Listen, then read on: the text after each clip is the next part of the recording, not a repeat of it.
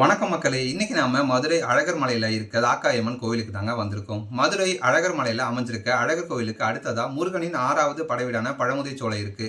அதற்கு அடுத்ததா அழகர் மலை மேல தாங்க ராக்காயம்மன் கோயில் அமைஞ்சிருக்கு. இந்த ராக்காயம்மன் கோயிலோட சிறப்பே இங்க இருக்கிற நூபுரகங்கை தீர்த்தம் தாங்க. இந்த நூபுரகங்கை தீர்த்தத்துல இரும்பு மற்றும் தாமிர சத்துக்கள் அதிகமா இருக்கிறதால இது நோய்களை குணமாக்கும் சக்தி வாய்ந்ததா கருதப்படுது. இவ்வளவு சக்தி வாய்ந்த நூபுரகங்கை தீர்த்தம் எங்க இருந்து உருவாகுதுன்னு இப்ப வரைக்கும் யாருக்குமே தெரியாதுங்க. நூபுரகங்கை தீர்த்தத்தை வச்சுதான் அழகர் கோவில் மூலவரான சுந்தரராஜ பெருமாளுக்கு தினமும் திருமஞ்சனம் பண்றாங்க. ஆண்டாண்டு காலமா வற்றாத நூபுரகங்கை தீர்த்தத்துல நீராடிட்டு ராக்காயி அம்மனை தரிசிச்சுட்டு அடுத்து பழமுதிர்ச்சோலை முருகனை தரிசிச்சுட்டு அடுத்ததா அழகர் கோவில் போயிட்டு கள்ளழகரை கும்பிட்டுட்டு வந்தா அவ்வளோ சிறப்பா இருக்குங்க. நூபுரகங்கை தீர்த்தத்தை சிலம்பாரணும் சொல்றாங்க. ராக்காயி அம்மனை தரிசிச்சுட்டு புனித நீதான நூபுரகங்கை தீர்த்தத்தை வீட்டுக்கும் வாங்கிட்டு போலாங்க.